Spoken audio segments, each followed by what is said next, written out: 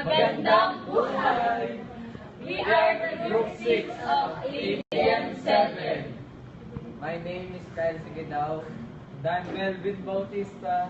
And I'm Dave Oliveros. I'm Gia Marie Villanueva. Christine Jane and Alfonso.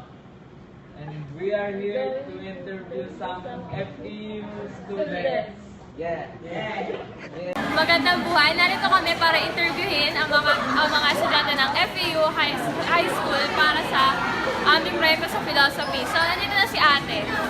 Ate, anong name mo? Ako po si Richard Picanino, DBM 13. DBM 13. So, ate, for you, what is your philosophy in life? My philosophy in life is,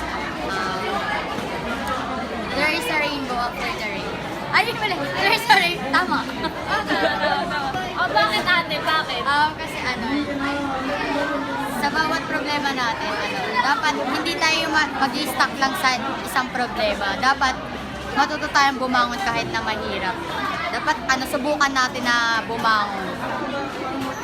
So, yun yung sagot ni ate. There is a rainbow after a rain. Thank you, ate. Thank you po. So, ate, ano ba ang ano pong studs? BPM.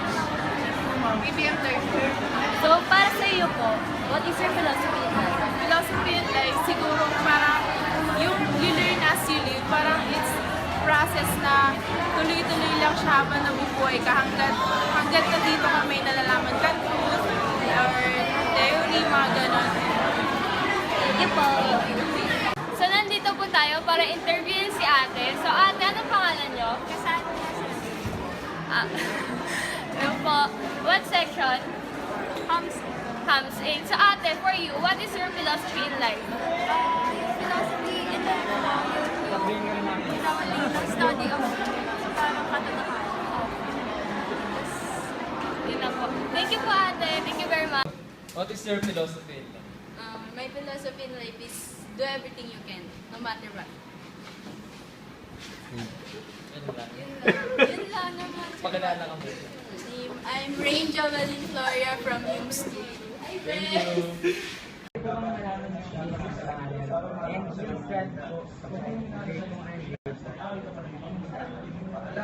My name is Charles Santos, grade 11 youth school.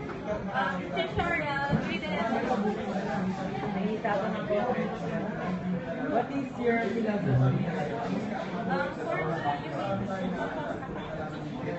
For me, yung philosophy in life, gusto ko lang bantay yung mundo. Gusto ko walang mayaman, walang classification ng tao. Gusto ko lang walang mayaman, walang mahirap. Lahat ng tao ng tayo. Thank you po. Your philosophy in life.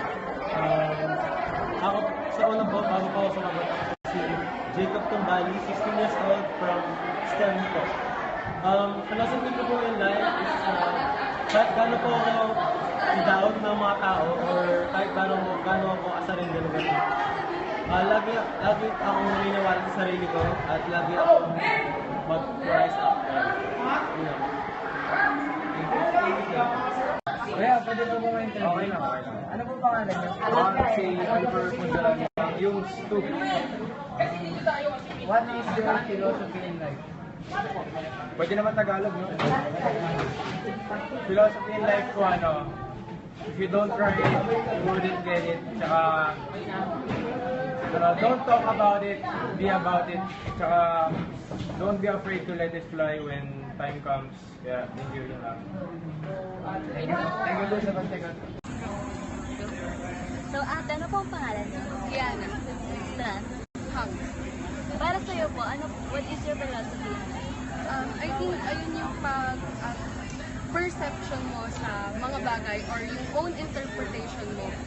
For example, may given na situation, kung paano mo siya i-deal, whether mag-take ka ba dun sa negative side or dun sa positive side. Thank you po. Ate, ano po yung pangalan niyo? Si Erica. Erika. Strand. Hams. So, ate, para sa iyo, what is your philosophy in life?